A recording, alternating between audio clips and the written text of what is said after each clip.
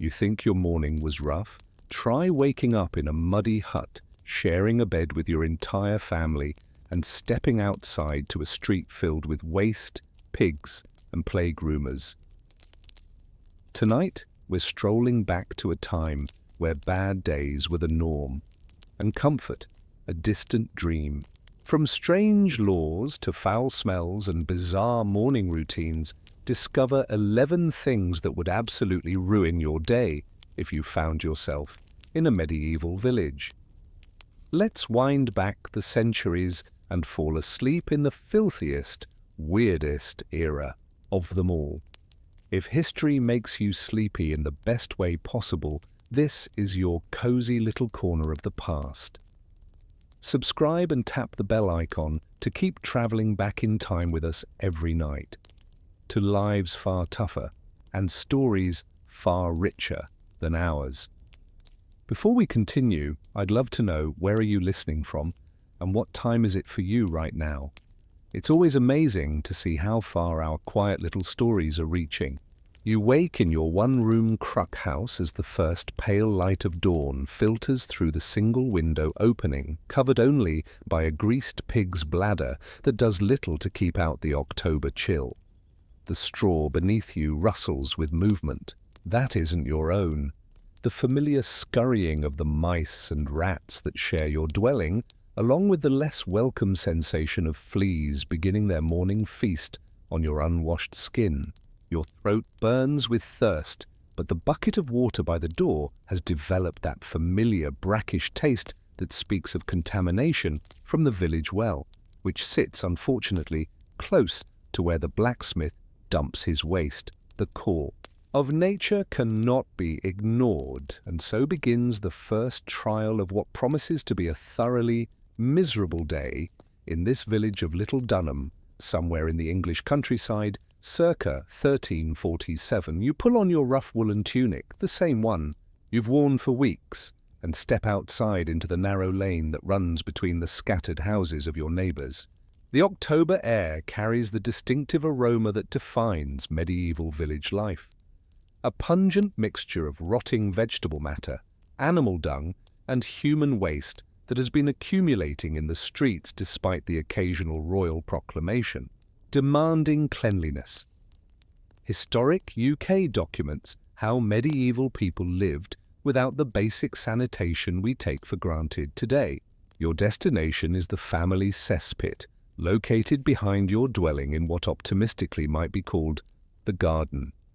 It's a hole in the ground roughly 4 feet deep and 3 feet across, topped with a wooden plank featuring a conveniently sized opening. There's no privacy screen, no roof, and certainly no door. Such luxuries are reserved for the Lord's manor house up on the hill, where they have what amounts to a wooden shed built around their own waste disposal system. As you approach the cesspit, the smell hits you with renewed force. The recent rains have caused the contents to overflow slightly, creating small rivulets of contaminated water that meander toward the village stream, the same stream where you'll later fetch water for cooking and washing. World History Encyclopedia explains how medieval waste disposal systems regularly failed during heavy rainfall, contaminating water supplies and spreading disease throughout communities. The wooden plank is slippery with moisture and greenish with algae growth. You test it carefully before sitting down, knowing that a fall into the cesspit would be more than just humiliating. It could be fatal. Last spring, young Tom, the miller's son, slipped and nearly drowned in his family's pit before his father pulled him out, coughing and retching. The boy survived, but spent weeks battling fever and stomach ailments that the village priest attributed to divine punishment for some unnamed sin. You conduct your business as quickly as possible, using a handful of grass and leaves for cleanup, toilet paper being a luxury that won't be widely available for several centuries yet. The disposal of this organic matter back into the pit adds to the fermenting mixture below, which will eventually be emptied by the village's designated waste collector, Geoffrey the Raker, who comes around every few months with his cart to shovel. out the contents and transport them to the fields outside the village. The irony of this primitive sanitation system is that it actually serves a dual purpose in the medieval agricultural economy. What makes your morning constitutional so unpleasant, the accumulation of human waste, will eventually become fertilizer for the very fields that grow the grain for your bread. World History Encyclopedia notes that peasants regularly spread cesspit contents on their agricultural plots, creating a closed-loop system that was economically necessary but hygienically disastrous. As you make your way back toward your house, you notice that your neighbor, Agnes the widow, is already up and about her morning tasks. She nods to you grimly as she empties her chamber pot, a ceramic vessel used during the night when the journey to the cesspit seems too dangerous or cold to contemplate, directly into the lane outside her door. This practice, while technically illegal according to various royal edicts, is so common that the authorities have long since given up trying to enforce the rules. The result is that every village lane becomes a slowly flowing river of organic waste, especially during the rainier season. The sight of Agnes emptying her chamber pot reminds you of another unpleasant reality of medieval village life, the complete lack of privacy in matters of bodily function. Everyone knows when everyone else is conducting their business, and digestive ailments become matters of public knowledge. When someone in the village develops dysentery, that painful intestinal condition that medieval people called the flux, the entire community becomes aware of their suffering through the sounds and smells that emanate from their dwelling.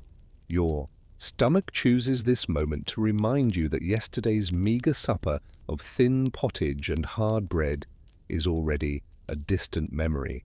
But breakfast will have to wait until you've completed the other pressing morning necessity: checking on your strips of land in the village's common fields. As you gather up your tools, a wooden spade, a rusty sickle, and a leather sack, but collecting any grain left from the recent harvest, you can't help but notice the brown stains on your hands and under your fingernails that never quite wash away. No matter how vigorously you scrub them in the cold water of the village stream, but as you prepare to leave for the fields, you catch sight of something that makes your heart sink even lower than the state of your fingernails: smoke rising from the direction of the village center, and the sound of raised voices carrying on the morning air. Something is happening, and, in a medieval village, unexpected commotion rarely brings good news. What could possibly be going wrong so early in the day? And how much worse can your circumstances become before the sun has even fully risen above the horizon? The smoke you noticed wasn't from a house fire, as you'd initially feared, but rather from the blacksmith's forge, which Harold the smith had fired up unusually early to complete a rush order for the Lord Steward. However, the raised voices you heard were indeed cause for alarm, and as you hurry toward the village center with your tools clanking against your hip, the source of the commotion becomes horrifyingly clear. The autumn rains that began 3 days ago have finally overwhelmed the village's primitive waste management system. The central cesspit that serves the cluster of houses around the village green, a large communal waste repository that was dug only 2 years ago to accommodate the growing population, has not merely overflowed, it has essentially exploded upward, creating a fetid lake of human waste that now covers most of the village's main gathering area. World History Encyclopedia describes exactly this sort of catastrophe as a regular occurrence in medieval settlements, where waste disposal technology had not kept pace with population growth. The sight that greets you is one that will haunt your nostrils for days to come: a brown and yellow pond, roughly 30 feet across, with solid matter floating like disgusting islands in a sea of liquid waste. The smell is so overwhelming that you instinctively breathe through your mouth, only to discover that this allows you to taste the contaminated air. Father Benedict, the village priest, stands at the edge of this disaster with his brown woolen robe hitched up above his knees, trying to reach the chapel door, which now sits like an island in the middle of the waste flood. He's abandoned his attempt and is instead loudly blessing the situation from a safe distance while proclaiming it to be a test of the villagers' faith. His theological interpretation does little to solve the practical problem of how anyone is supposed to conduct their daily business when the village centre has become uninhabitable. Walter the Reeve, the peasant elected by the village to oversee agricultural work and serve as liaison with the Lord's administration, is in animated discussion with Geoffrey the Raker about solutions to the crisis. Geoffrey, whose job it is to periodically empty the village's waste collection points, is explaining in increasingly colourful language that his single cart and wooden spade are completely inadequate for dealing with this volume of overflow. The mathematics of the situation are grimly clear. It will take weeks to manually remove enough waste to make the area passable again. Meanwhile, practical concerns mount by the hour. The baker's oven sits on slightly higher ground and remains accessible, but getting to it requires a careful detour around the edge of the contaminated zone. More critically, the village well, the primary source of drinking water for 30 families, sits dangerously close to the expanding pool of waste. Already the water drawn from the well has taken on a distinctly brown tinge and an odour that makes it nearly impossible to drink. Your immediate concern, however, is more personal and equally pressing. The path to your strips in the common fields normally runs directly through what is now the centre of this disaster zone. Getting to your land, where unharvested turnips still wait to be collected before they rot in the ground, will require either wading through contaminated water or taking a circuitous route that adds an hour to your journey each way. Agnes, the widow, appears beside you, surveying the catastrophe with the resigned expression of someone who has lived through 43 years of medieval village life. My grandmother always said the waste pit should never be dug in low ground, she observes, philosophically. But did anyone listen to her when she was alive? They did not. Her weathered hands grip a bundle of precious belongings she's rescued from her cottage, which sits uncomfortably close to the expanding contamination.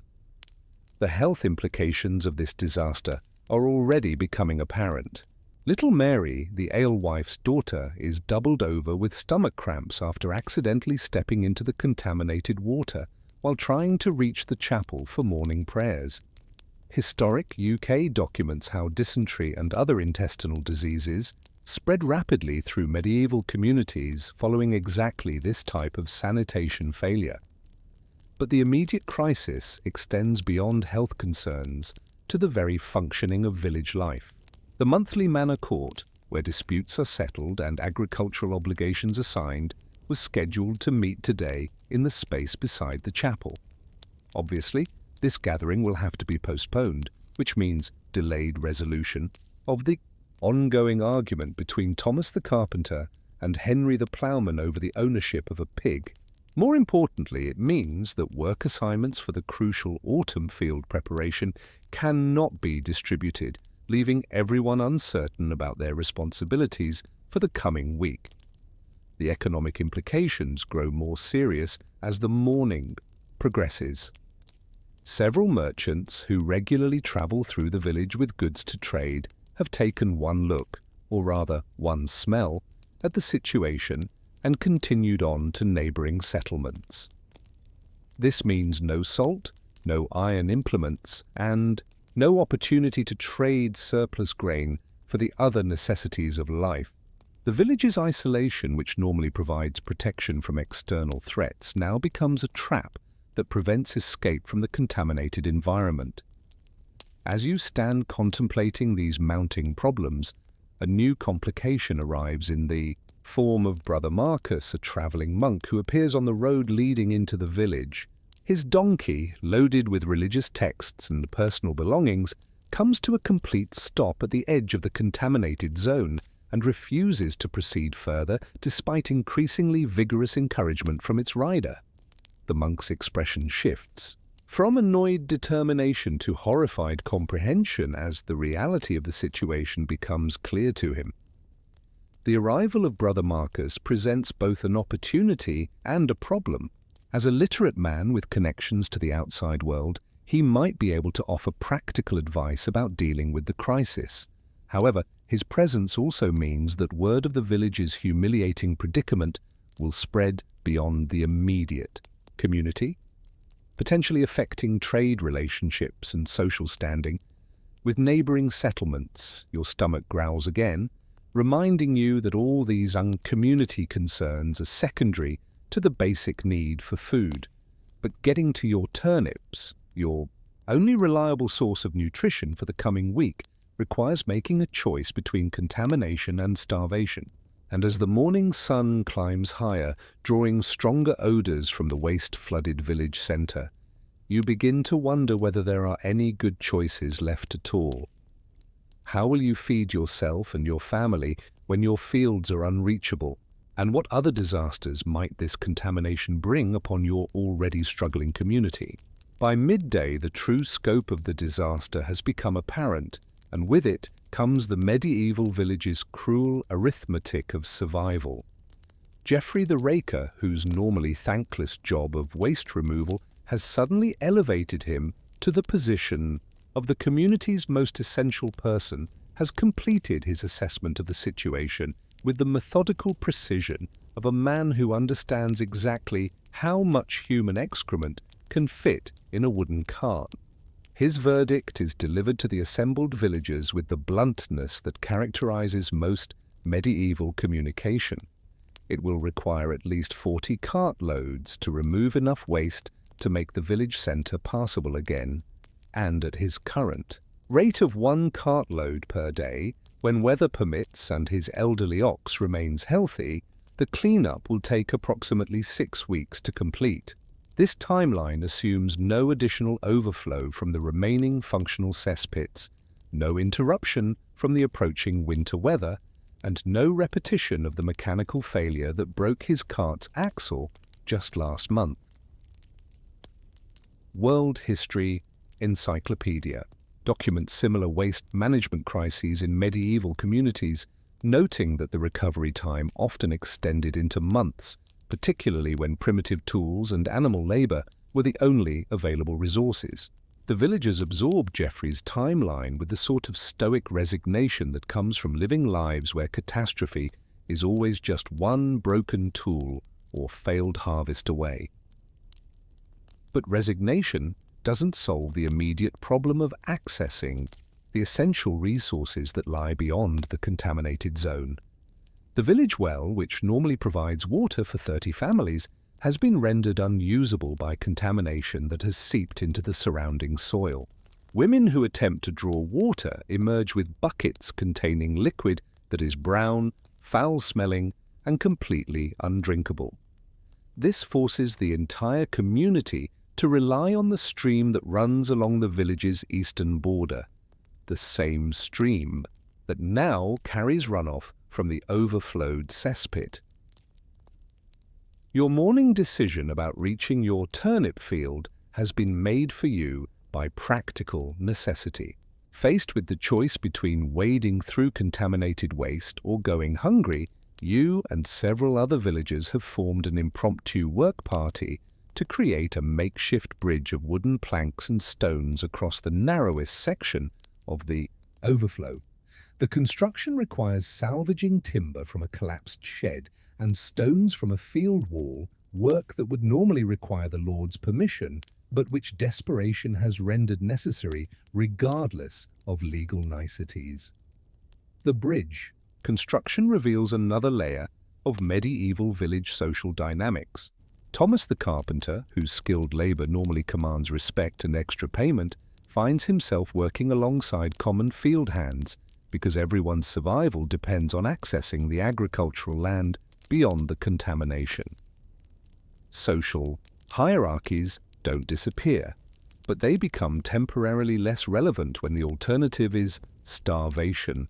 Agnes the widow demonstrates the practical wisdom that has kept her alive through decades of medieval hardship by organizing the village women into a systematic response to the water crisis.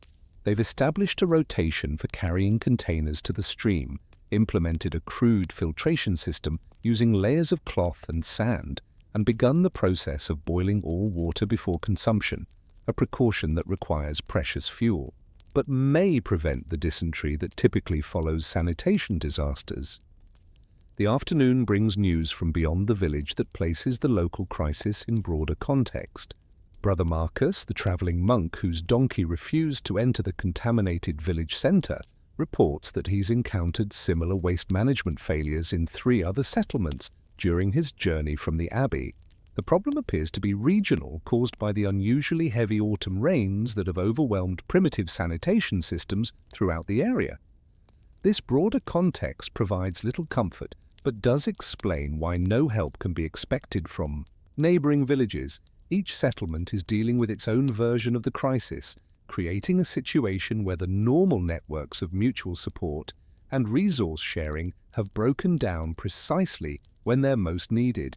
Historic UK notes that medieval communities were particularly vulnerable during such widespread disasters because their isolation and limited technology left them with few alternatives when primary systems failed. As evening approaches, the day's work has produced mixed results. The makeshift bridge allows access to the agricultural land, enabling you and others to retrieve essential food supplies before they rot in the fields. However, the physical effort of bridge construction combined with limited food and contaminated water has left everyone exhausted and increasingly pessimistic about the days ahead. The social fabric of the village shows signs of strain as the reality of the long-term situation sets in. Small disputes over resource allocation, who gets priority access to the limited clean water, whose turn it is to contribute labor to community projects, begin to surface with increasing frequency. Walter the Reeve attempts to maintain order by invoking traditional community decision-making processes, but the stress of the crisis makes everyone less willing to accept authority or compromise on their immediate needs. The approach of nightfall brings its own complications. The normal evening routines, gathering around fires for warmth and companionship, shared meals that reinforce community bonds, evening prayers in the chapel, have all been disrupted by the contamination. Families retreat to their individual dwellings earlier than usual, creating an atmosphere of isolation that compounds the physical discomfort of the situation. Your own evening meal consists of the turnips you managed to retrieve from your field, boiled in water of questionable purity and seasoned with anxiety about tomorrow's challenges. The turnips themselves show early signs of rot that will worsen each day. They remain in the cold, damp ground, creating pressure to harvest and consume them quickly before they become inedible. As you settle into your straw bedding for the night, listening to the increased activity of the rats and mice that seem to thrive in the disrupted environment, your mind turns to the practical challenges that tomorrow will bring. The waste overflow has contaminated not just the village center, but the social and economic systems that make community life possible. Recovery will require not just the physical removal of waste, but the reconstruction of the delicate networks of cooperation and trust that hold a medieval village together. Yet as you drift towards sleep, one question dominates your thoughts above all others. If a simple failure of waste management can create such comprehensive disaster, what other everyday systems in your precarious medieval existence might be just one heavy rain away from complete collapse? The morning fog has barely lifted from the village when you hear the sound that strikes terror into the heart of every medieval peasant. The rhythmic clatter of hooves on the hard-packed earth road, accompanied by the jingle of mail and the creaking of leather that announces the approach of the Lord's men-at-arms. You're bent over your small vegetable plot, trying to salvage what remains of your cabbage crop after last night's unexpected frost, when the riders appear around the bend in the lane that leads to the manor house. There are 4 of them, led by Sir Godwin the steward, a man whose weathered face and calculating eyes have presided over the dispensation of justice in this corner of the realm for more than 20 years. Behind him ride 3 men-at-arms in iron-reinforced leather jerkins, their hands resting casually on the hilts of their swords in the manner of men who are accustomed to being obeyed without question. The sight of them causes work throughout the village to stop as peasants straighten from their tasks to watch with the careful attention that prey animals give to approaching predators. Sir Godwin's gelding comes to a halt directly in front of your plot, and you feel your stomach clench as his gaze settles on you with the sort of focused intensity that suggests this is not a random encounter. "You are Edmund, son of Harold the deceased?" he asks, though his tone makes it clear that this is not really a question. When you nod, unable to trust your voice, he continues with the formal precision that characterizes all legal proceedings in the medieval world, regardless of how informal they might appear. "You are accused," Sir Godwin announces, his voice carrying clearly across the suddenly silent village, "of the theft of 3 chickens from the henhouse of Thomas the Miller. This theft having occurred on or about the feast day of St. Michael, which was 2 days past." The accusation hits you like a physical blow, not because it's unexpected. You've known since yesterday that the chickens were missing and that suspicion would inevitably fall on the village's poorest residents, but because you understand exactly what such an accusation means in the rigid legal system of medieval England. The History Learning site documents how medieval peasants were subject to arbitrary decisions by their lords, with limited legal recourse and severe penalties for even minor offences. The theft of livestock, even something as humble as chickens, falls under the category of serious crime that could result in corporal punishment, heavy fines, or in extreme cases, mutilation or death. Your mind races through the events of the past few days, searching for any action that might have been misinterpreted or any witness who might have seen something that could clear your name. The truth is simple enough. You haven't stolen Thomas the Miller's chickens or anyone else's. However, the truth is often irrelevant in medieval justice, where social position, reputation, and the word of one's betters carry far more weight than facts or evidence. Thomas the Miller himself emerges from his dwelling, flanked by his 2 adult sons, all 3 wearing expressions of righteous indignation that seem slightly theatrical. Thomas is a prosperous man by village standards, owning not only his mill, but also several strips of particularly fertile land and a house with an actual wooden floor rather than packed earth. His prosperity makes him a valuable tenant to the Lord, and his word consequently carries significant weight in legal proceedings. "My Lord's steward," Thomas says, executing a bow that manages to be respectful without being subservient, "this man has been seen lurking near my henhouse on several occasions, and his family has been observed eating meat on days when no legitimate source of such provisions could be accounted for." The accusation is cleverly constructed, combining vague observations that could apply to almost anyone with specific claims about your family's diet that would be difficult to disprove. Sir Godwin nods, as if this testimony confirms suspicions he has long harboured. "And what say you to these charges, Edmund, son of Harold?" The question is posed with the formal courtesy that medieval legal proceedings require, but you recognize it for what it really is, an opportunity to incriminate yourself further through anything you might say in your defense. Your throat feels dry as sand as you attempt to formulate a response that might preserve your life and liberty. "My Lord Steward," you begin, your voice barely above a whisper, "I have taken no man's chickens, nor have I been near Thomas Miller's henhouse, except when passing on the common road that leads to the fields." It's a careful answer that doesn't deny being in the area, but asserts your innocence of any wrongdoing. But Sir Godwin's expression suggests that your denial carries little weight against Thomas's accusation.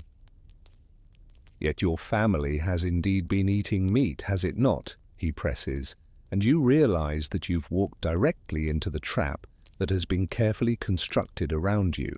The truth is that your wife managed to trap 2 rabbits in the woods beyond the village, and the meat from those rabbits provided your family with rare protein over the past several days.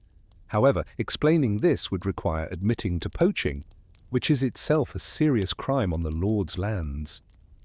History. It explains how medieval peasants faced punitive legal controls where any perceived disobedience could result in harsh punishment. The legal system was designed to maintain social hierarchy rather than determine truth, making accusations against lower-class individuals particularly dangerous regardless of their validity. Agnes the widow steps forward from the small crowd that has gathered to witness this proceedings.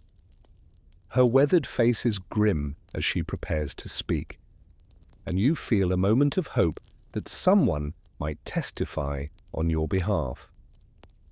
"My Lord Steward," she says, "I have known this man since he was born, and his father before him, and never have I seen him take what was not his own." Her testimony is delivered with the authority of age and long residence in the village, but Sir Godwin's dismissive expression makes it clear that the word of an elderly peasant woman carries little weight against that of a prosperous male tenant. Proceedings take on the ritualistic quality that characterizes medieval justice, where the outcome often seems predetermined by social position rather than evidence. Sir Godwin consults a piece of parchment, presumably containing the formal charges, while the men-at-arms shift restlessly in their saddles, their hands never straying far from their weapons. The message is clear. This is not a discussion or negotiation, but a pronouncement of judgment that has already been reached. "The evidence against you is substantial," Sir Godwin declares, "and the testimony of Thomas Miller, a man of good standing in this community, cannot be dismissed lightly. However, in consideration of your family's long service to this manor, and in recognition that this is your first accusation of theft, I am prepared to offer you a choice in how justice shall be administered."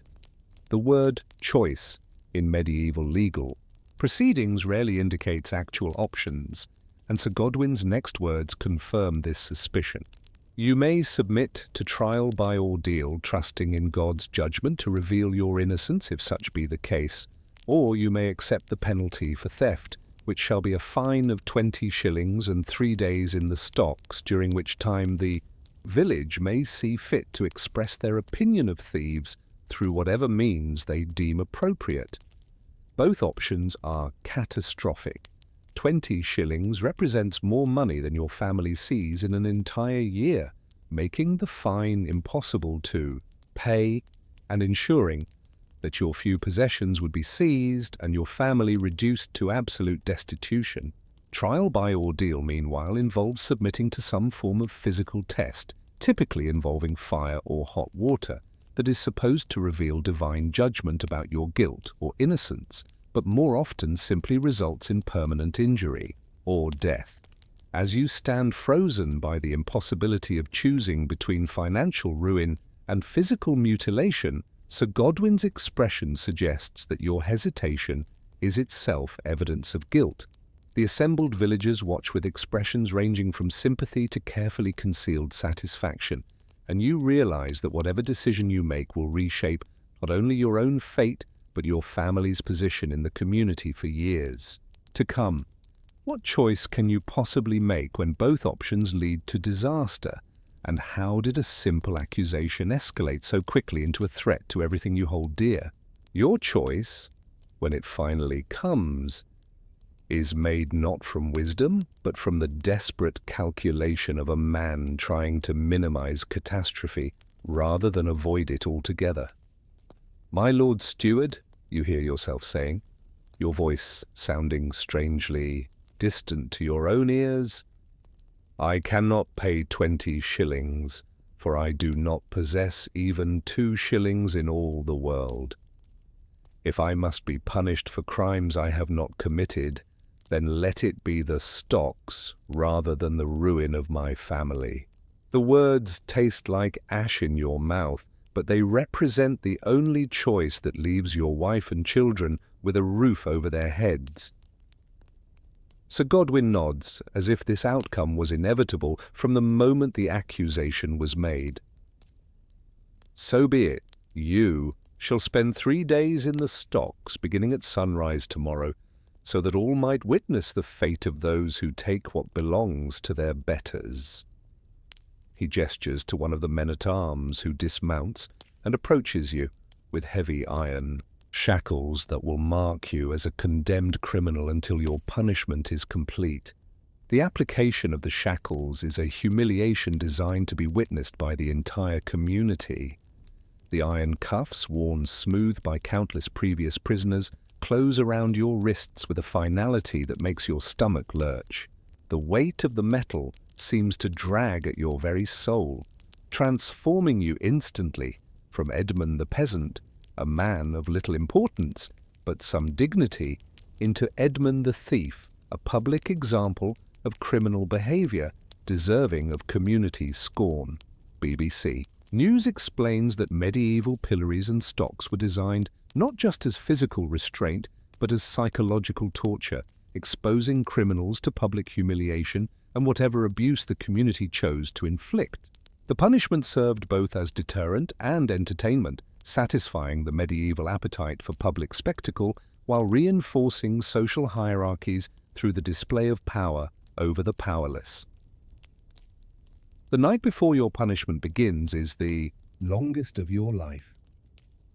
Word of your sentencing has spread throughout the village with the rapid efficiency that characterizes all gossip in small communities, and you can feel the weight of judgment settling on your family like a suffocating blanket. Your wife, Mary, moves through the evening routine of preparing the thin pottage that will serve as supper with mechanical precision, her face carefully blank in the way that women learn to mask their emotions when displaying them might bring additional punishment. Your 2 children, young William, barely 6 years old, and little Sarah, who has seen only 4 summers, seem to sense the gravity of the situation without fully understanding it.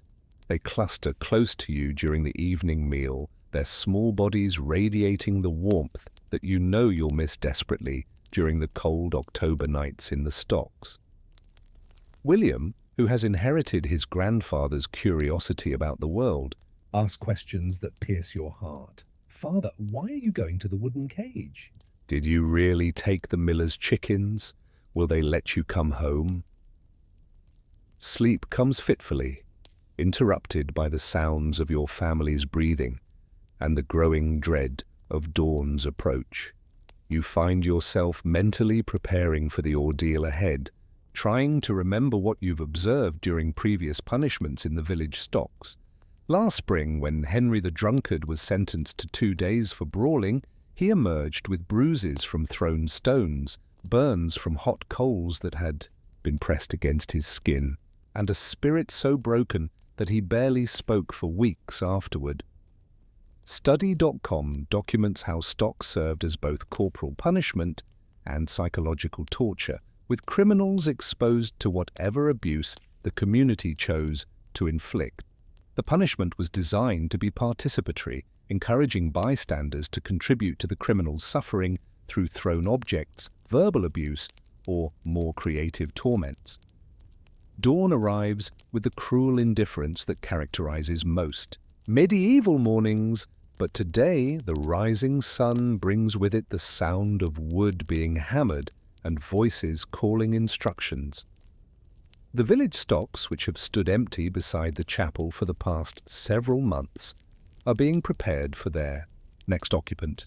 The wooden framework that will hold your ankles and wrists immobile is tested for structural soundness, while curious villagers begin to gather for the morning's entertainment.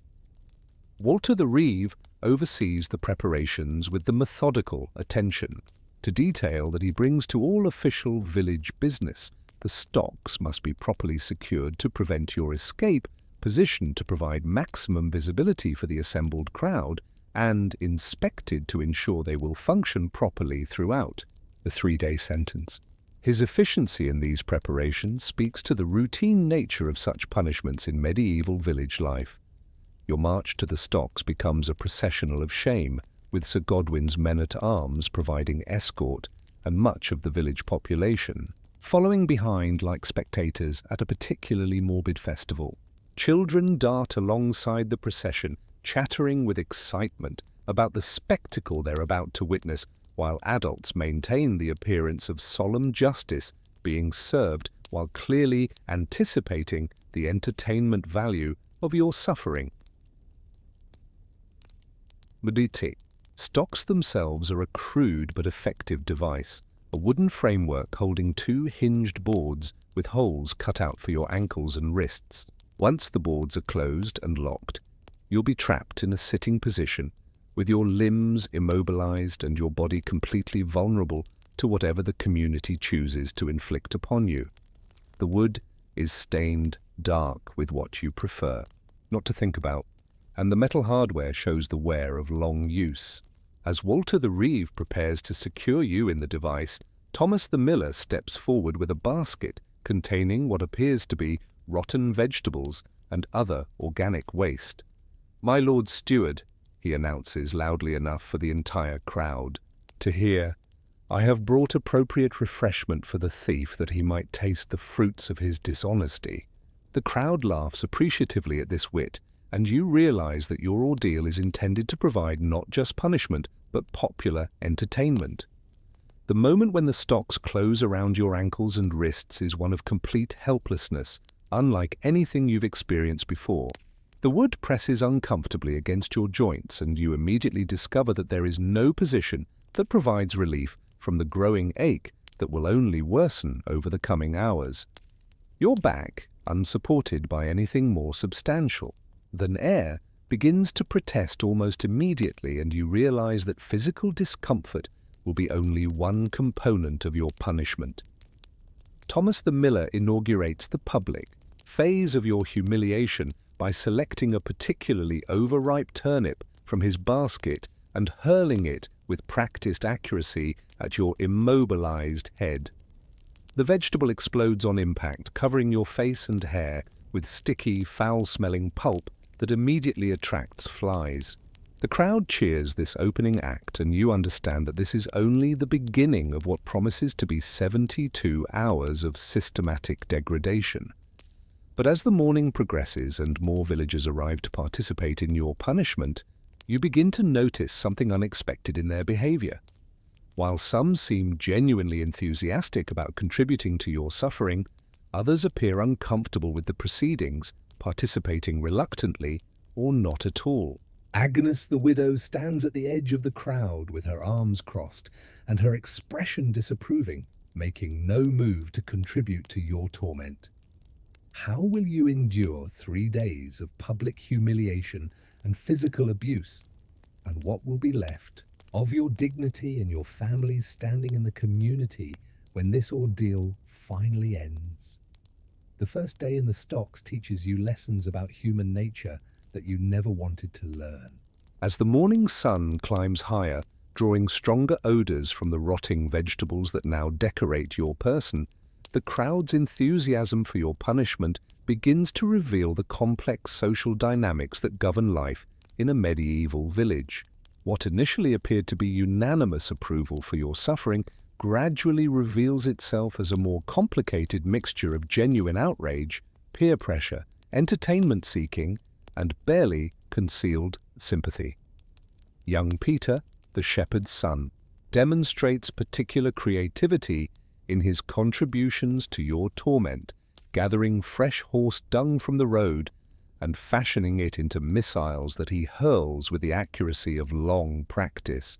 His enthusiasm seems genuine enough, but you notice that his father, old Peter, watches these activities with an expression of growing discomfort that suggests the family's participation is motivated more by social expectation than personal conviction.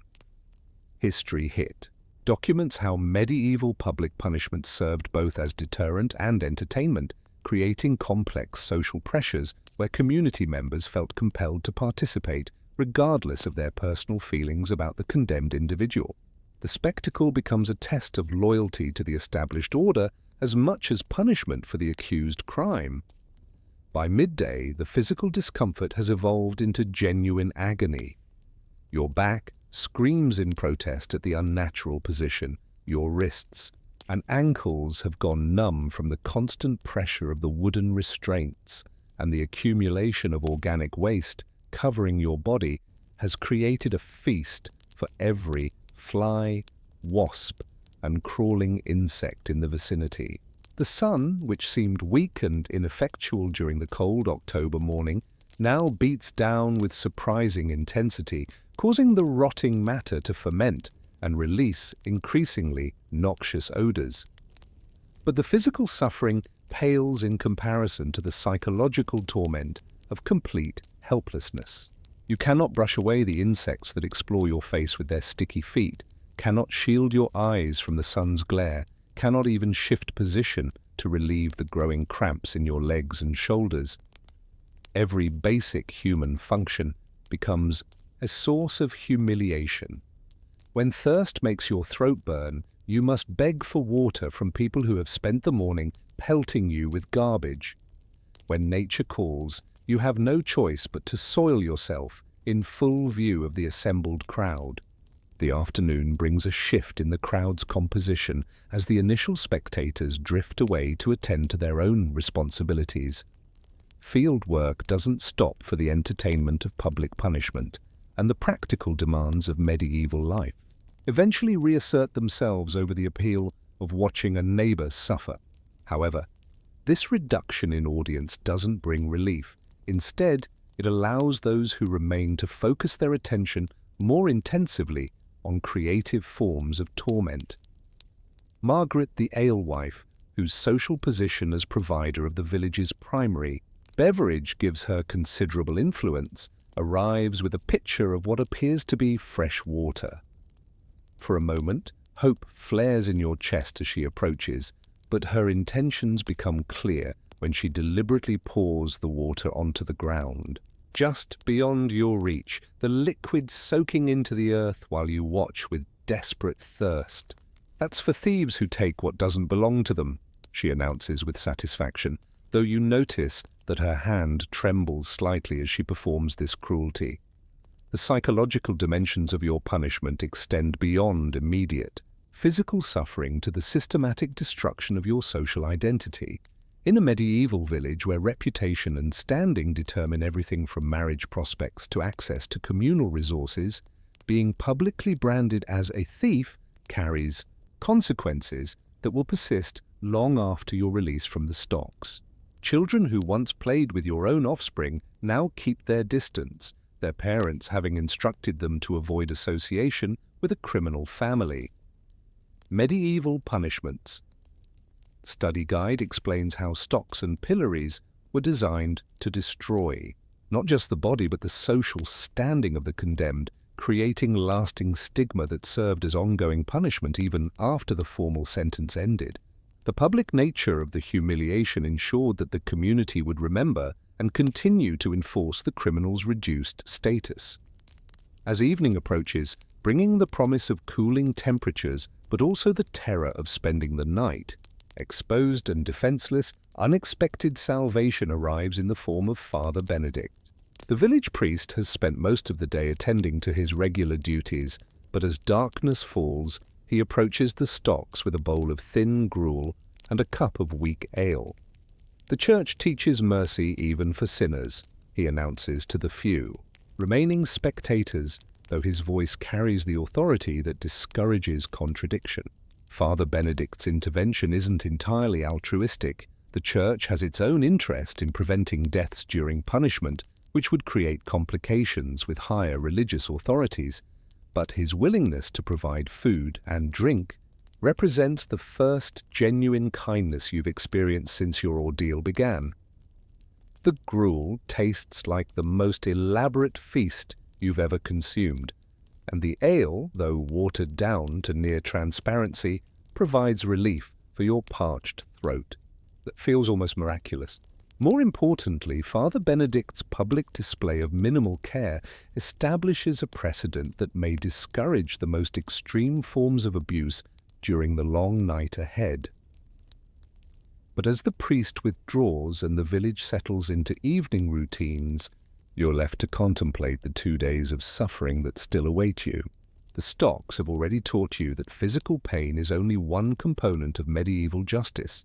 The systematic destruction of dignity, the exposure of complete vulnerability, and the forced dependence on the mercy of those who have declared themselves your enemies may prove more devastating than any beating.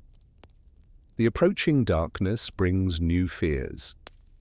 What forms of torment might occur under cover of night when there are no witnesses to discourage the most sadistic impulses? How much more can your body endure, and what will be left of your spirit when this ordeal finally ends?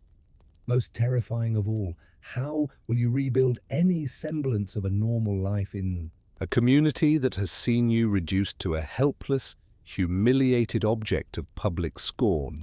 November has arrived with the sort of bitter cold that penetrates straight through your woolen tunic and settles into your bones like a living thing with teeth and claws.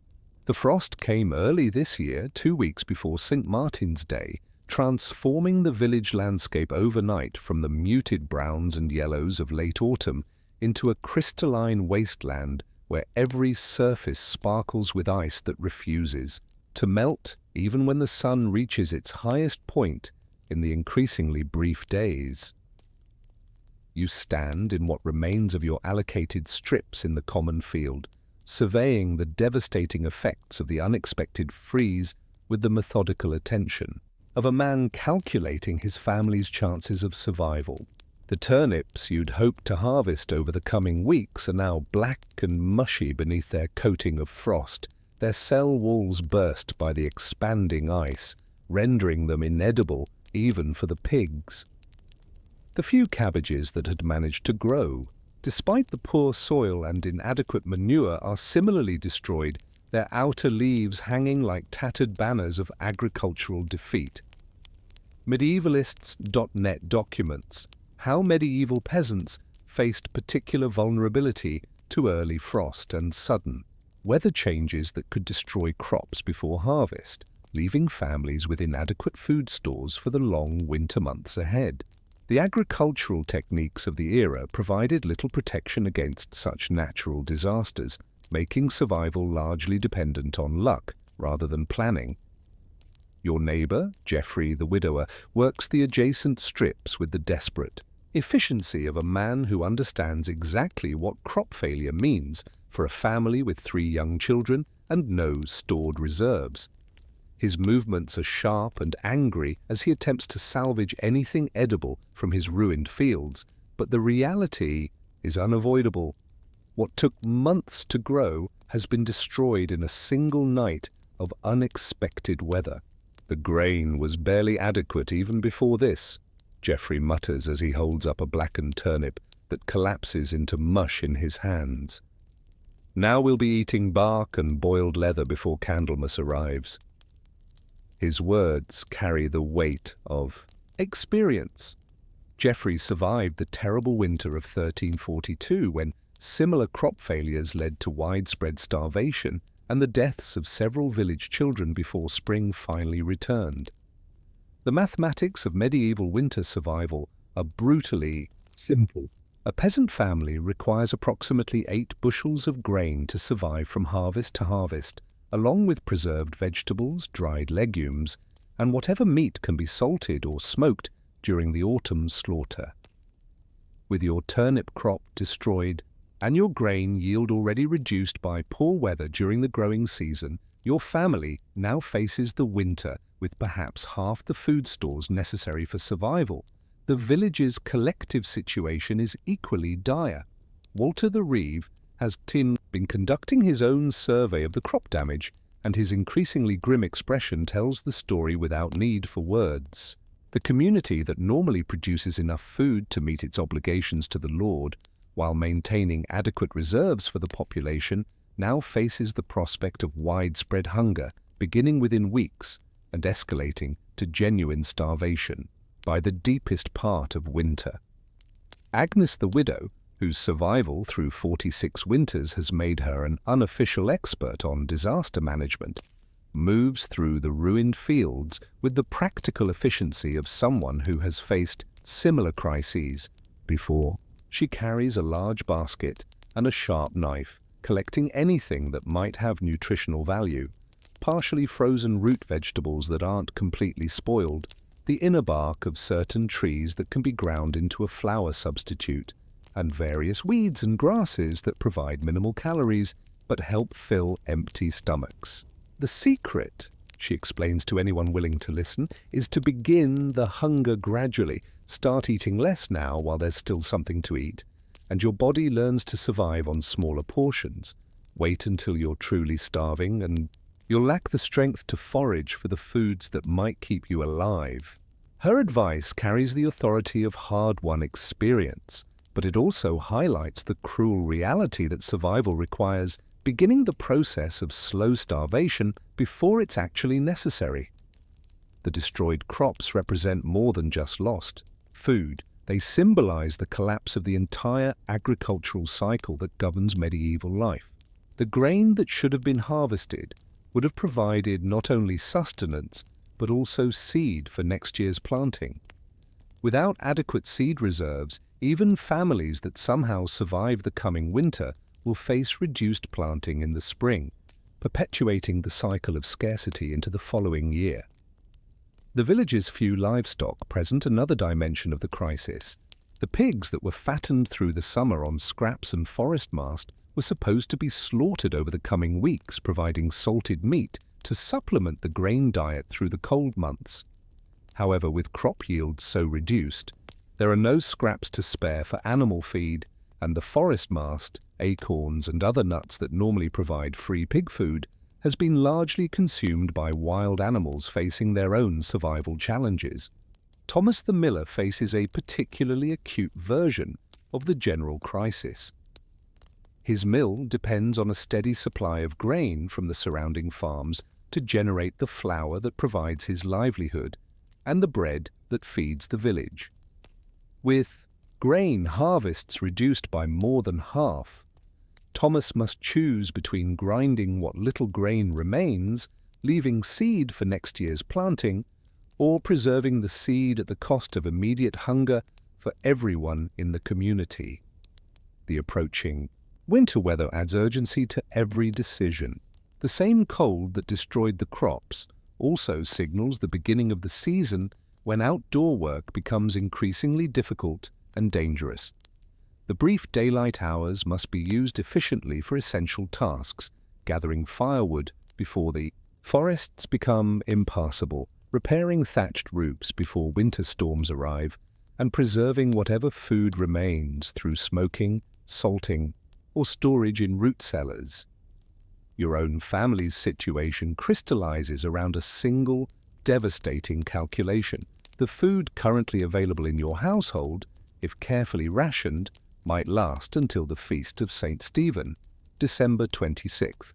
After that date, you'll be dependent on whatever can be foraged from the frozen countryside, whatever charity the church might provide, and whatever mercy the lord of the manor might show to starving tenants who can no longer work his fields effectively. As the short November day fades into what promises to be the first of many bitter nights, you find yourself standing in your ruined field with Geoffrey the widower, both of you staring at the frozen ground as if it might reveal some overlooked resource that could change your family's prospects.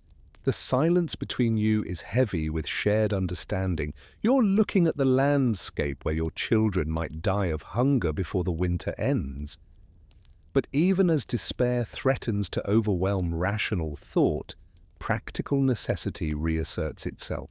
Crops may be ruined and prospects grim, but winter will arrive regardless of your emotional state, and survival will depend on making the best possible use of whatever resources remain.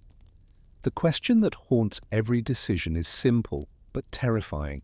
What desperate measures will you be forced to take before spring returns? And what lines will you cross in the name of keeping your family alive? December arrives like an invading army, bringing with it weather so severe that the village stream freezes solid for the first time in living memory. The ice is thick enough to support the weight of a man, which would normally provide opportunities for easier travel and access to resources on the far side of the water. However, the frozen stream also eliminates the village's primary source of fresh water, forcing families to melt snow and ice for drinking and cooking, a process that requires precious fuel and produces water with a flat, unsatisfying taste that never quite quenches thirst. Your family's food situation has deteriorated according to the merciless schedule you calculated weeks ago. The last of the grain porridge was consumed 3 days past, leaving you with a collection of root vegetables in various stages of decay, some questionable preserved meat that may or may not be safe for consumption, and a growing familiarity with the plants and bark that Agnes the widow identified as marginally edible during desperate times. Medievalists.net explains how medieval peasants developed survival strategies for harsh winters, including the consumption of bread made from groundbark, acorns, and other non-traditional food sources that provided minimal nutrition but helped fill empty stomachs during times of scarcity. The physical effects of insufficient food are becoming apparent throughout the village. Children who were plump and energetic during the autumn harvest season now move with the careful deliberation of elderly people conserving energy for essential tasks while avoiding any unnecessary exertion. Adults have developed the hollow-cheeked appearance and bright, feverish eyes that characterize the early stages of starvation, though everyone maintains the fiction that this is merely the normal discomfort of winter rather than the beginning of a potentially fatal spiral.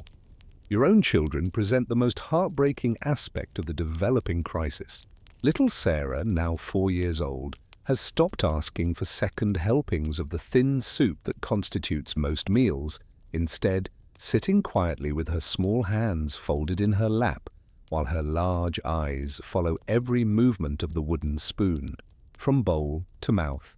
Young William, at 6, has taken on responsibilities far beyond his years, spending hours each day gathering twigs and small branches for the fire that provides the family's only source of warmth. The fuel situation has become as critical as the food shortage. The forest that normally provides adequate firewood for the village's needs has been picked clean by desperate families willing to venture farther and farther from the safety of the settlement in search of burnable material. What began as organized expeditions to collect deadfall has evolved into individual foraging missions that carry increasing risks of getting lost, injured, or caught in sudden storms that can kill an unprepared traveler within hours. Mary, your wife, has developed the sort of gaunt determination that characterizes women who have been forced to stretch inadequate resources beyond any reasonable limit. She spends her days creating meals from ingredients that would have been considered inedible during times of plenty, soup made from boiled leather scraps, bread substitutes created from ground acorns and tree bark, and various concoctions designed to convince hungry stomachs that they've received actual nourishment. The social fabric of the village shows increasing strain as the reality of widespread hunger becomes undeniable. Families that previously shared resources and cooperated on community projects now guard their remaining food stores with suspicious vigilance. Children who once played together across household boundaries are kept closer to home as parents worry about theft or simply want to conserve their offspring's limited energy for essential tasks. Historic UK documents how malnutrition in medieval communities led to increased susceptibility to disease, weakened immune systems, and higher mortality rates, particularly among children and elderly individuals who were already vulnerable to winter-related health challenges. The Church attempts to provide some relief through the distribution of alms, but Father Benedict's resources are as limited as everyone else's. The small quantity of grains stored in the chapel's granary was intended to support the religious community through the winter, not to feed an entire village facing starvation. His efforts to help, distributing thin gruel to the most desperate families and organizing prayer sessions for divine intervention, are well-intentioned but inadequate to address the scope of the crisis. The Lord of the Manor faces his own version of the winter survival challenge. Sir Aldrich's household consumes significantly more resources than any peasant family, but his stores are also larger and better protected. However, his long-term interests depend on maintaining a viable population of workers for the spring planting season, creating tension between immediate household needs and the practical necessity of keeping his tenants alive until agricultural work can resume. News from beyond the village brings little comfort. Brother Marcus, the travelling monk whose autumn visit was disrupted by the waste overflow crisis, returns with reports that similar conditions prevail throughout the region. Multiple villages face varying degrees of food shortage, eliminating any possibility of outside assistance or resource sharing. The broader network of support that sometimes helps communities survive local disasters has been overwhelmed by the widespread nature of the current crisis. The psychological effects of prolonged hunger begin to manifest in ways both subtle and dramatic. Conversations that once ranged over village gossip, religious observances, and seasonal planning now focus obsessively on food. Who might have hidden stores, what wild foods might become available, and increasingly desperate schemes for obtaining additional nutrition. Sleep becomes fitful and interrupted by dreams of elaborate feasts that leave dreamers feeling more frustrated and hungry upon waking. Violence lurks at the edges of community consciousness like a half-acknowledged shadow. So far, desperation has been channeled into increased foraging, more careful rationing, and the gradual consumption of items never before considered food. However, everyone understands that the progression from hunger to true starvation will eventually force choices between community solidarity and family survival that may tear apart the social bonds that normally hold the village together. As you lie in your cold bed, listening to your children's breathing and feeling your wife's thin frame pressed against your side. For warmth, you calculate and recalculate the remaining food supplies against the weeks of winter still ahead. The numbers never improve, no matter how often you perform the arithmetic. By your most optimistic estimate, your family will be reduced to eating whatever can be foraged from the frozen landscape within a fortnight. The most terrifying aspect of this calculation is its inexorable quality. Unlike sudden disasters that can be survived through emergency measures or brief periods of extreme hardship, the slow progression of winter starvation offers no dramatic solutions or heroic interventions. Each day simply brings slightly less food and slightly colder weather, creating a gradual spiral that ends in death unless something fundamental changes. What desperate measures will you be forced to consider as your family's situation becomes truly critical? And how many of your neighbors will still be alive when spring finally returns to the village? January brings with it the sort of cold that medieval people speak of in whispers, the kind of weather that kills silently and efficiently, transforming familiar landscapes into alien territories where survival becomes a matter of hours rather than days. The snow that began falling on Twelfth Night has continued almost without interruption, accumulating to depths that make travel between houses treacherous and expeditions to the forest for fuel nearly impossible.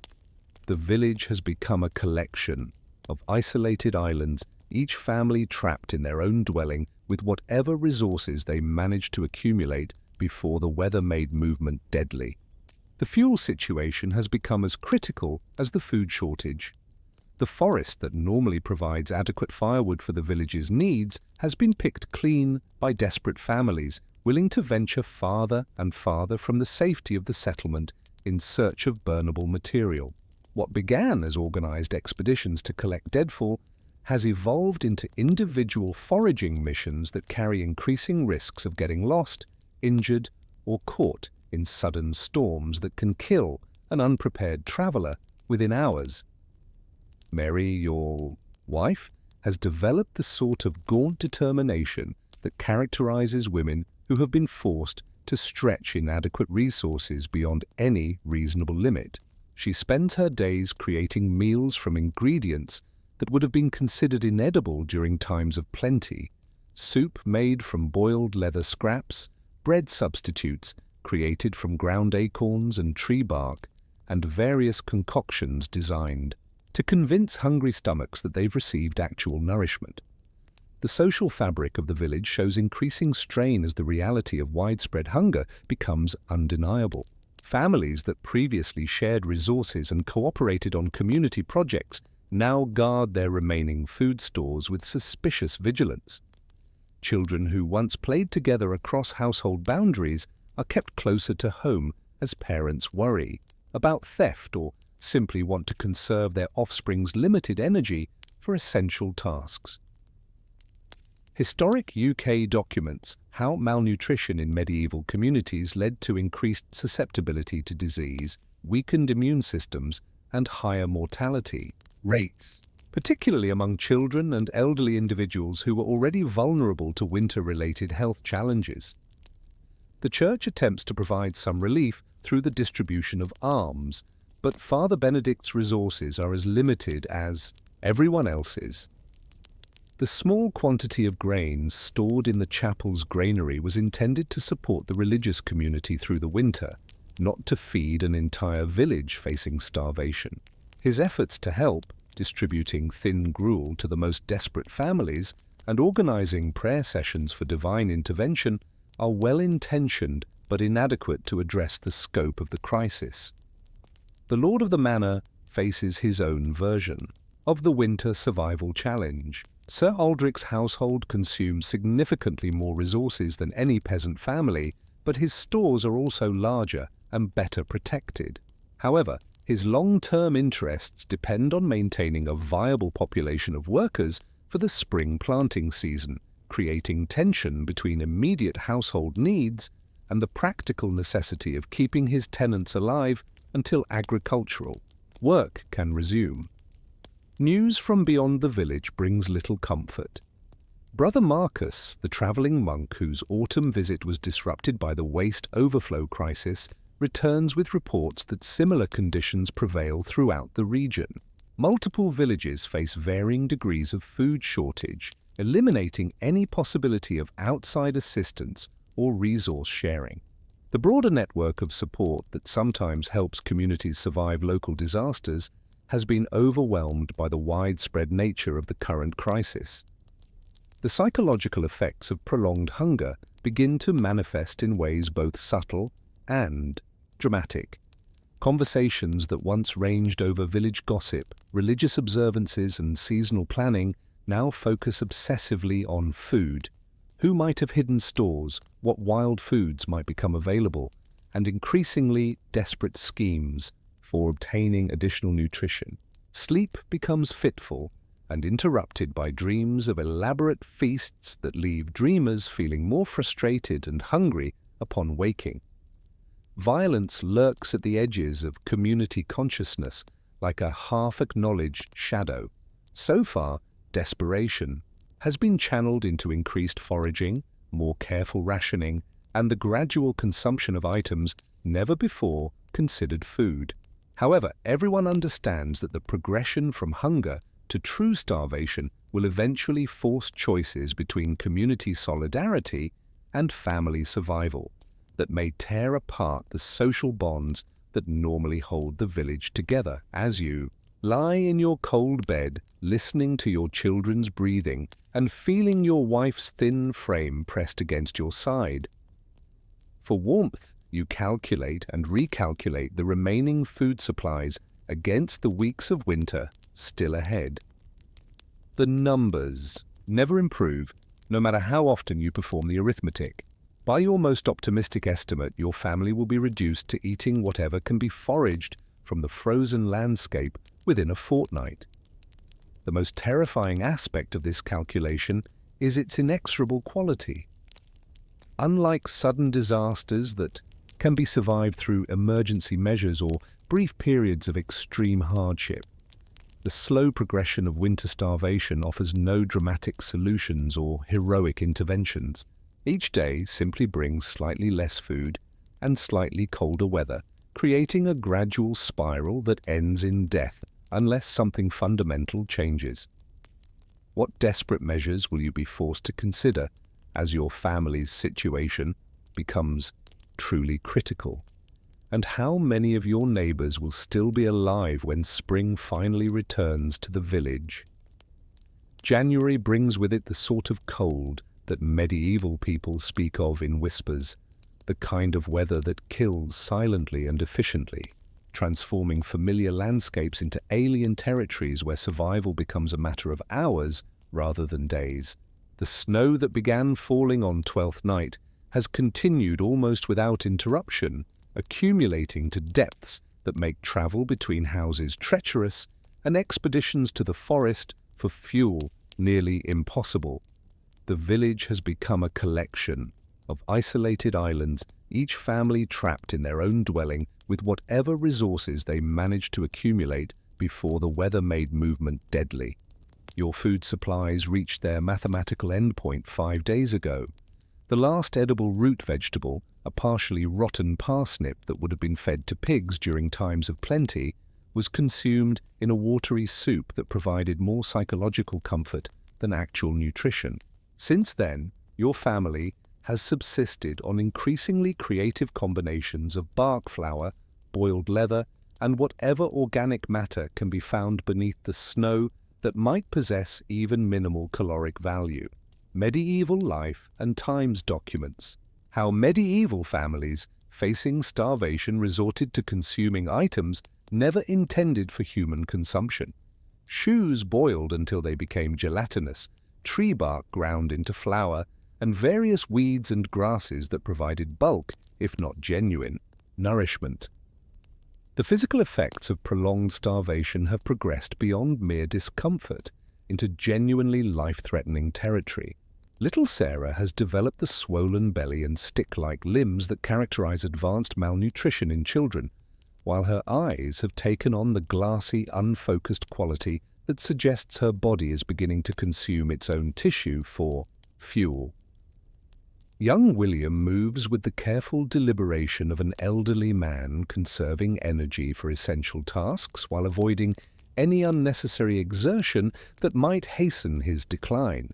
Mary, your wife, has reached the stage of hunger, where she no longer complains of discomfort, but instead displays the sort of manic energy that sometimes precedes complete collapse.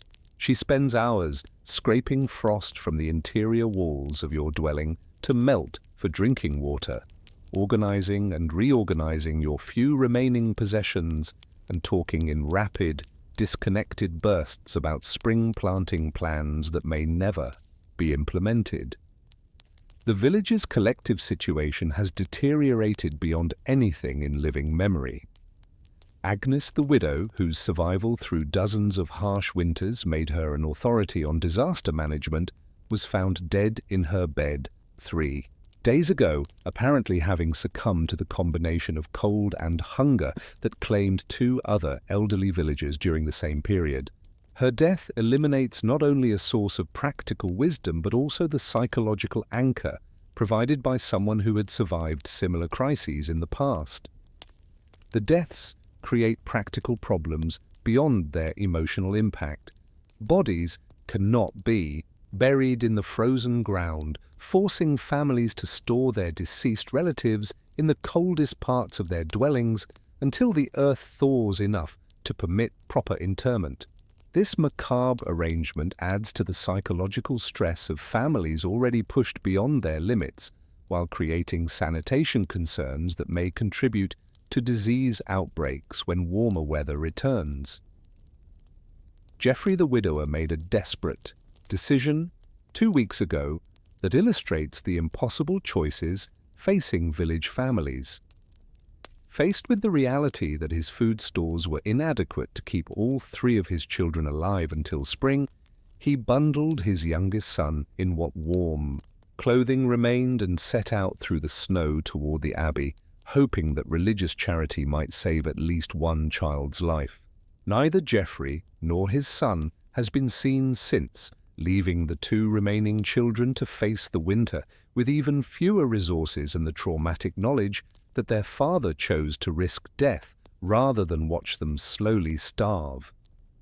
The lord of the manor has withdrawn entirely from contact with his tenants, his household sealed within the fortified manor house like a separate community with its own economy and resources. Sir Aldrich's isolation is both practical and psychological. Practical, because his household lacks the surplus resources to significantly assist the starving village population, and psychological, because witnessing the systematic death of his tenants would create moral obligations he lacks the means to fulfill. Father Benedict continues his efforts to provide spiritual comfort and what minimal material assistance the Church can offer, but his resources have been overwhelmed by the scope of the crisis. The daily distribution of thin gruel has been reduced to every other day, then twice weekly, and finally suspended entirely when the chapel's grain stores were exhausted. His sermons now focus on the spiritual benefits of suffering and the promise of heavenly reward for earthly tribulation, messages that provide little comfort to families watching their children waste away. The breakdown of normal social conventions accelerates as survival becomes the only meaningful consideration. Thomas the miller, whose prosperity previously placed him above suspicion, was discovered attempting to dig up Geoffrey the widower's root cellar in search of any overlooked food stores.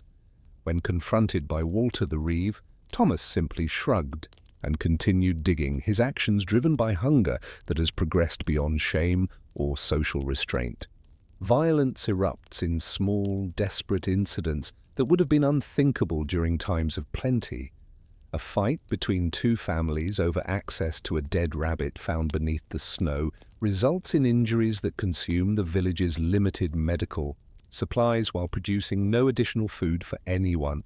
The discovery that one household has been hoarding a small quantity of grain leads to threats and accusations that fracture relationships built over decades of cooperation. The psychological toll of prolonged starvation manifests in increasingly disturbing ways. Children who previously played games now spend hours staring silently at nothing, their minds apparently retreating from a reality too harsh to process. Adults develop obsessive behaviors around the remaining scraps of food, counting and recounting meager supplies while engaging in elaborate fantasy conversations about meals they remember from better times.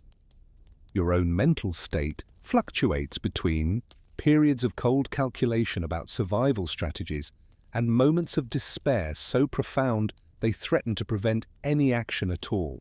The rational part of your mind continues to plan for spring planting and normal life resumption, while another part whispers that such planning is pointless because neither you nor your family will survive to see the snow melt. The breaking point arrives not with dramatic crisis, but through the simple realization that your 4-year-old daughter has not spoken in 2 days and shows minimal response when touched or spoken to. Sarah's condition represents the transition from chronic hunger to active dying, the stage where the body begins shutting down non-essential functions to preserve energy for basic survival. Faced with this reality, you understand that the time for hope and gradual solutions has passed. Desperate action is required within days, or you'll lose your daughter and quite possibly your entire family before the week ends. But what desperate action is possible when the village offers no resources, the weather prevents travel, and your own strength has been depleted to the point where any significant exertion might trigger your own collapse? As you sit in the cold darkness holding Sarah's frighteningly light body, you realize that survival now requires abandoning the moral constraints that normally govern human behavior. the question is no longer what you're willing to do to save your family, but whether you retain enough strength and sanity to do whatever becomes necessary before time runs out entirely. The bread that sits cooling on the rough wooden table should represent salvation for your hungry family, but instead it fills you with a dread that sits in your stomach like a cold stone. The rye flour used to make this loaf came from grain that survived the autumn frost damage, carefully hoarded through the worst weeks of winter, and finally ground at Thomas the miller's wheel when the spring thaw made the water wheel operational again. By all reasonable measures, this bread should taste like life itself after months of near starvation. Instead, it carries a faint, purplish tinge and a musty odor that speaks of contamination by something far more dangerous than simple mold. The winter of 1348 has finally loosened its grip on your village, but survival through the cold months has required consuming foods that would have been rejected as unfit during times of plenty. The grain stores that seemed barely adequate in autumn were stretched impossibly thin through the addition of ground bark, dried peas of questionable age, and whatever other organic matter could be ground into flour-like substance. The result is bread that fills empty stomachs but carries risks that extend far beyond mere indigestion. World History Encyclopedia documents how ergotism, known in medieval times as St. Anthony's fire, was caused by eating rye contaminated with fungi, creating epidemics of diarrhea and more severe symptoms throughout medieval communities. The contamination was particularly common in damp conditions and when grain was stored improperly due to emergency circumstances. Your wife Mary examines the suspicious bread with the careful attention of a woman who has learned to evaluate food safety through bitter experience. "The color isn't right," she murmurs, turning the loaf to catch the morning light filtering through your single window. "And the smell reminds me of the grain that poisoned half the village when my grandmother was young." Her reference carries weight. That outbreak of St. Anthony's fire 40 years ago killed 12 people and left several others with permanent damage to their limbs and minds. But the alternative to eating potentially contaminated bread is continuing the slow starvation that has already reduced your family to skeletal shadows of their former selves. Little Sarah, now barely responsive after months of inadequate nutrition, might not survive another day without some form of substantial food. Young William has developed the sort of persistent cough that suggests his body's defenses have been compromised by prolonged hunger, making him vulnerable to any of the diseases that flourish in weakened populations. The decision to risk ergot, poisoning versus certain starvation, represents the sort of impossible choice that defined survival during medieval disasters. Cropwatch explains how documented epidemics of ergotism occurred frequently in the Middle Ages, particularly during years when crop failures forced communities to consume grain that would normally be discarded as unsuitable for human consumption. Agnes, the widow's granddaughter, young Anne, arrives at your door with news that adds urgency to your bread dilemma.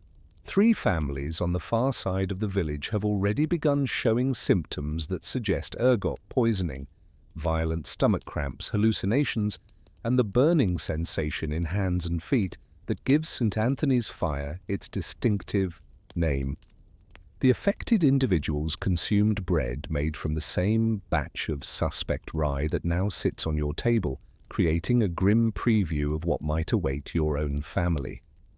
The symptoms of ergot poisoning develop gradually, beginning with mild digestive upset that could easily be attributed to the general effects of prolonged hunger.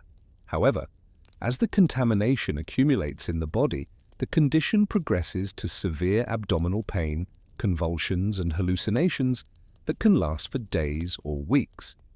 In extreme cases, the restricted blood flow caused by ergot compounds leads to gangrene in extremities requiring amputation to prevent death from spreading infection. Thomas the miller, whose wheel ground the contaminated grain into flour, displays the sort of defensive denial that characterizes people facing accusations of causing community-wide disaster. The grain was properly stored, he insists when confronted about the suspect flour. And I've been grinding grain for 20 years without poisoning anyone. His protests carry less weight given that proper storage was impossible during the emergency conditions of the recent winter, when normal preservation techniques were abandoned in favor of immediate survival. Father Benedict faces his own version of the contamination dilemma. The Church's remaining grain stores, carefully hoarded to provide communion bread and emergency relief for the most desperate families, show similar signs of fungal contamination. The priest must choose between distributing potentially poisonous bread as charity or allowing people to die of starvation while safe food remains locked in the chapel's granary. The broader community struggles with collective decision-making about the contaminated grain. Walter the Reeve attempts to organize a village meeting to determine whether the suspect flour should be discarded entirely, but attendance is sparse. Due to the weakness of potential participants and the pressing need to focus individual energy on family survival rather than community problems. Your own family's deliberation about the bread takes place in the peculiar atmosphere of desperate rationality that characterizes life-threatening situations.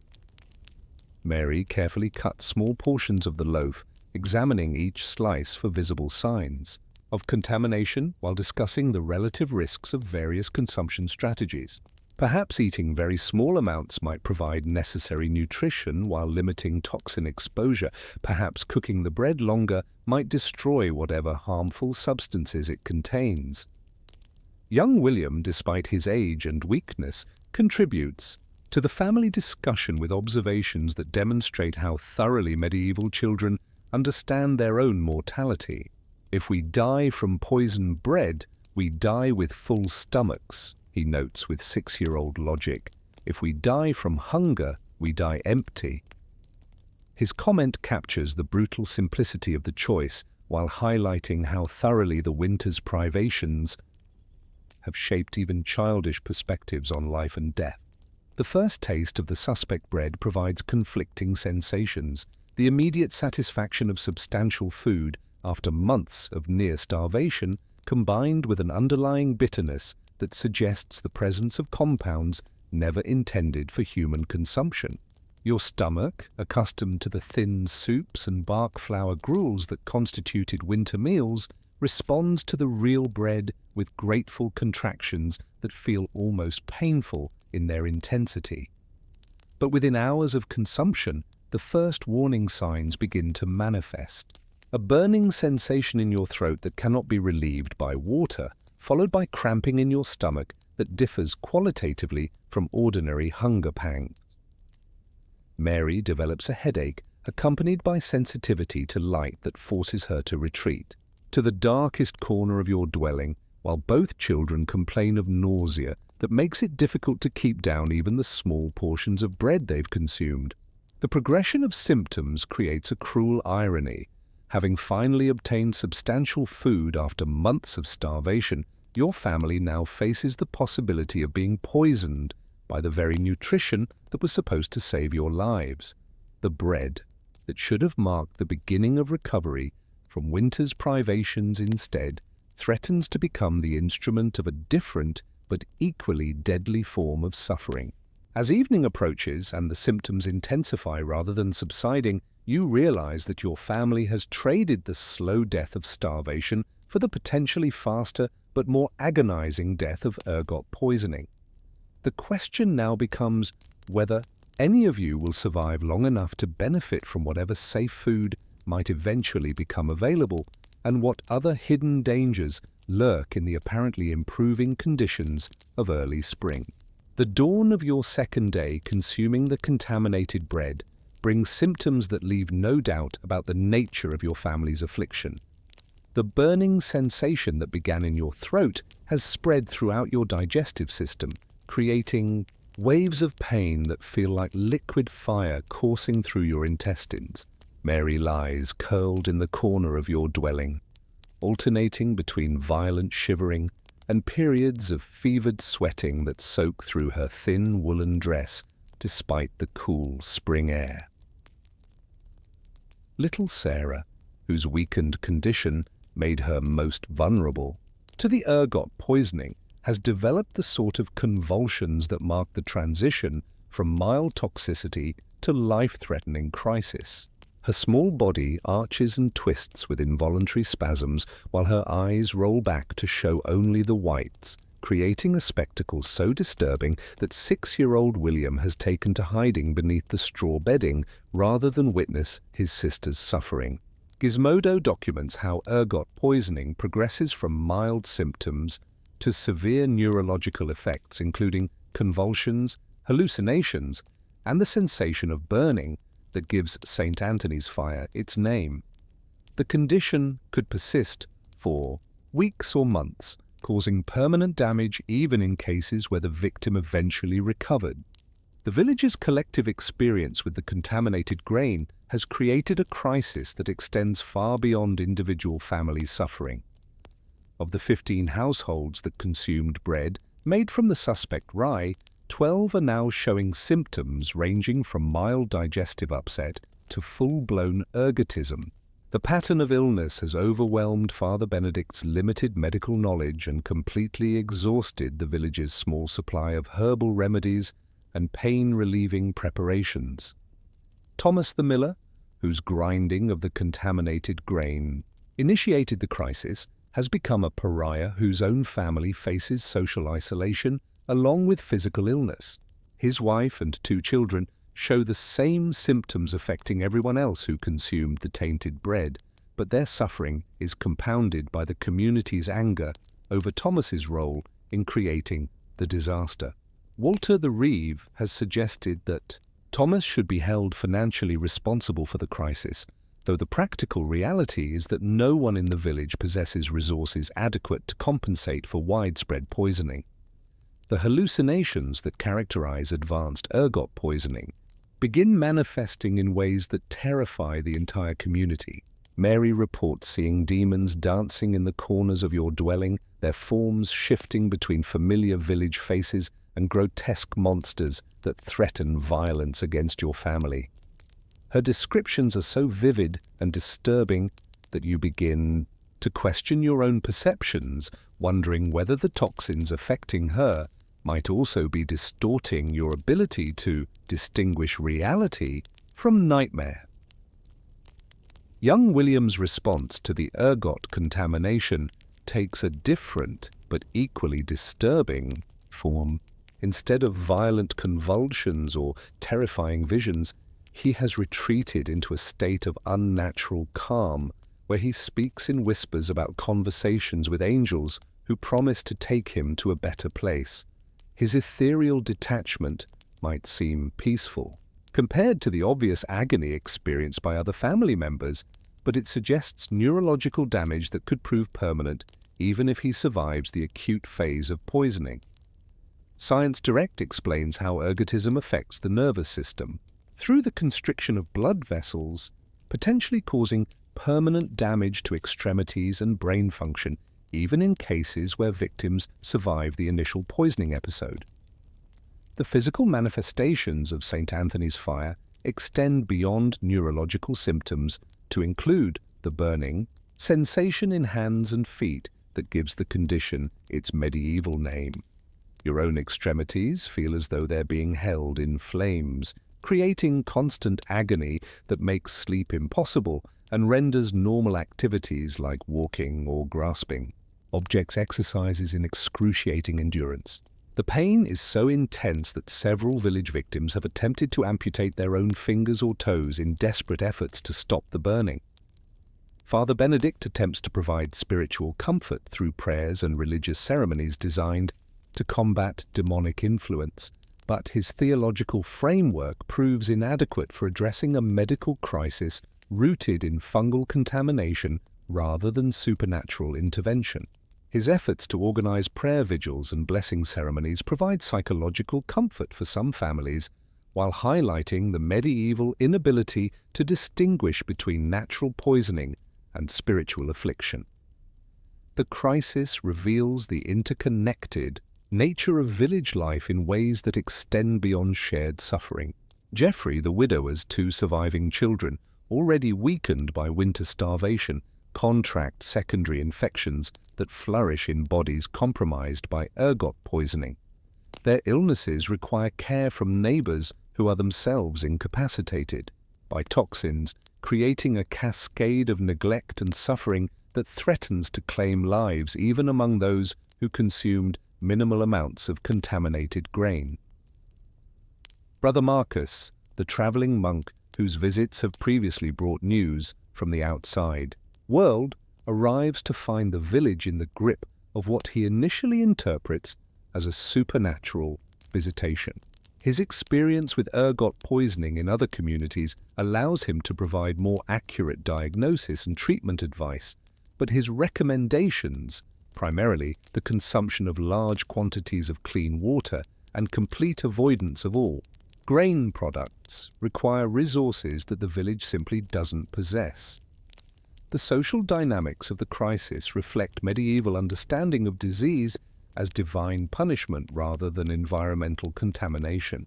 Several families attribute their suffering to various sins or moral failings, while others seek scapegoats among their neighbors for bringing God's wrath upon the community. These theological interpretations complicate efforts to organize rational responses to the medical emergency while adding psychological torment to the physical suffering. Water becomes a precious resource as families desperately attempt to flush the ergot toxins from their systems through increased consumption of fluids.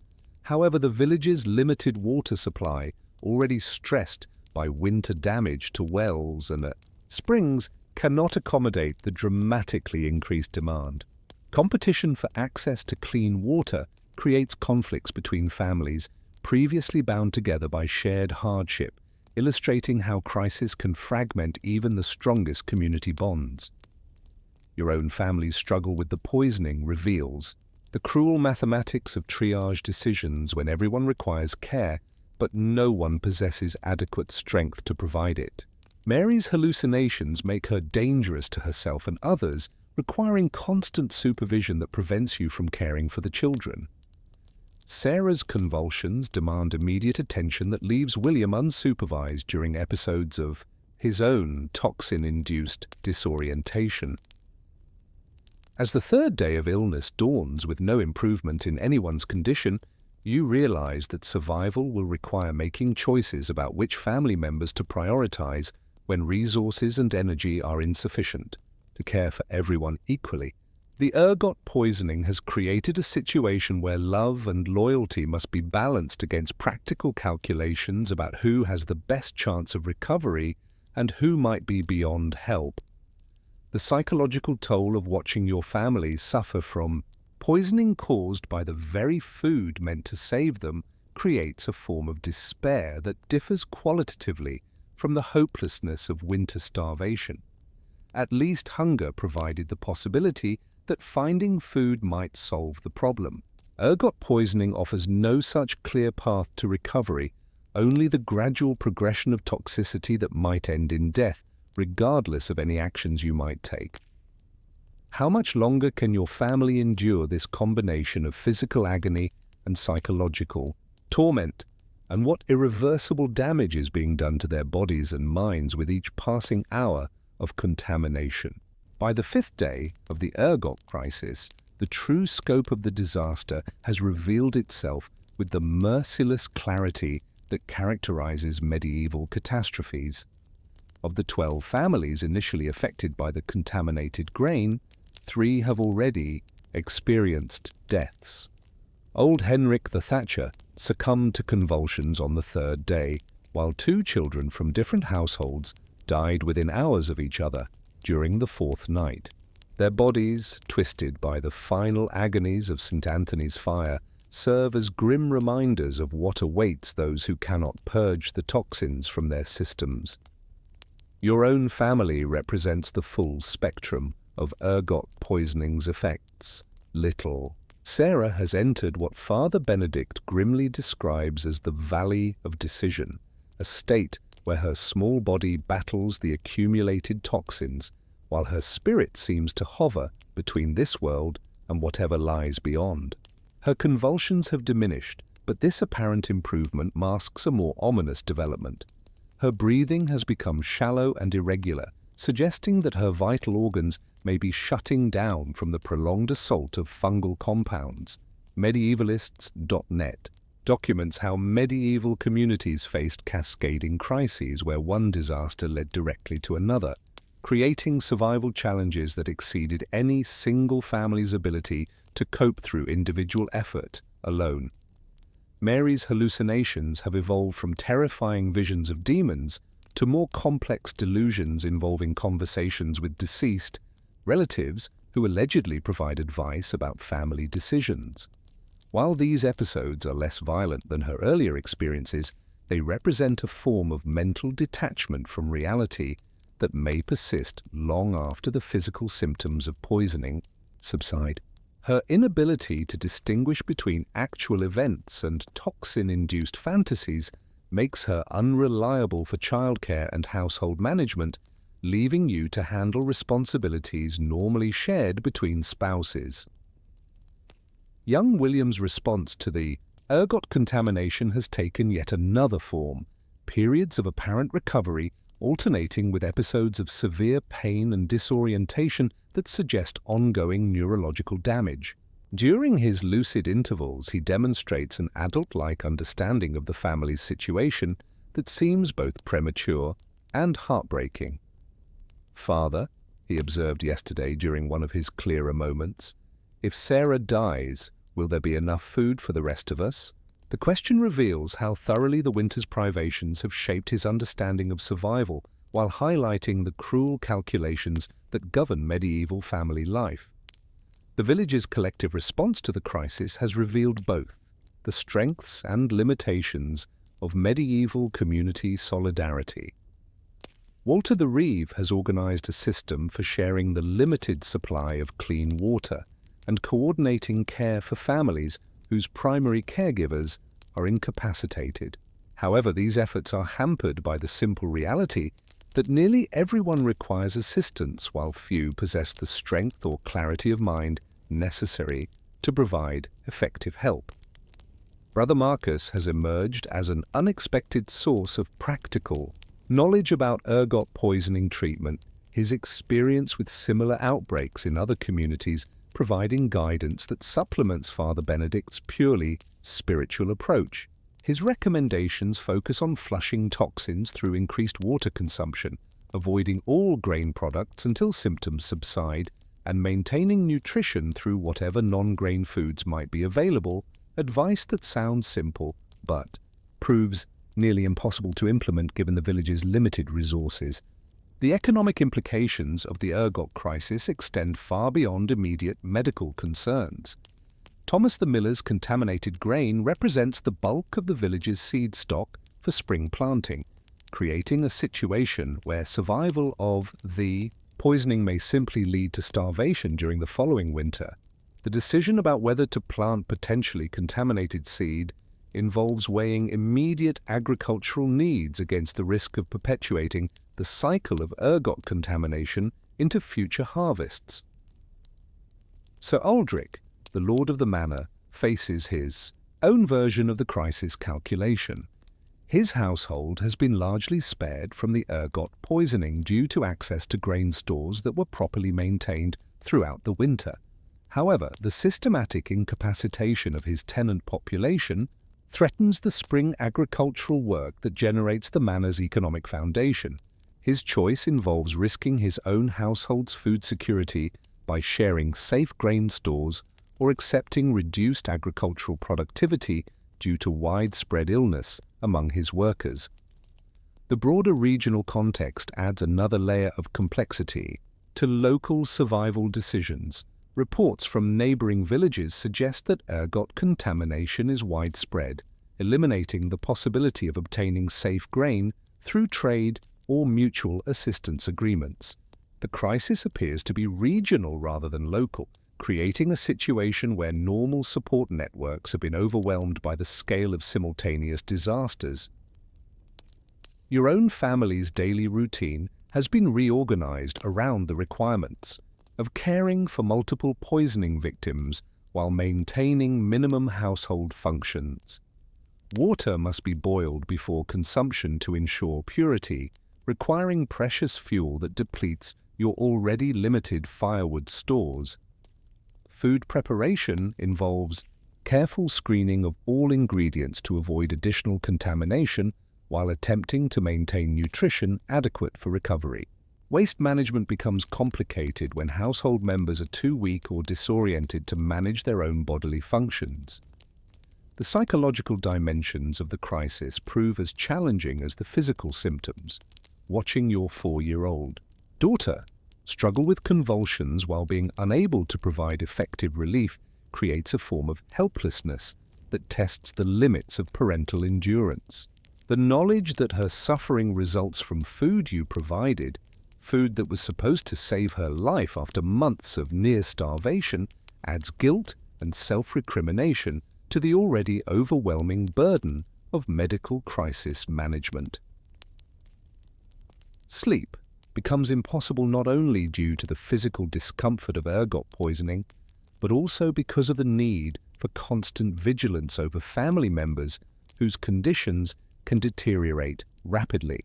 The exhaustion created by sleepless nights compounds the effects of ongoing toxicity, creating a downward spiral where caregivers become increasingly unable to provide the support that victims require for recovery. As you maintain your vigil over Sarah's labored breathing while monitoring William's alternating periods of clarity and confusion, you realize that survival of the ergot crisis will require not just physical recovery, but also psychological reconstruction of family relationships damaged by prolonged crisis.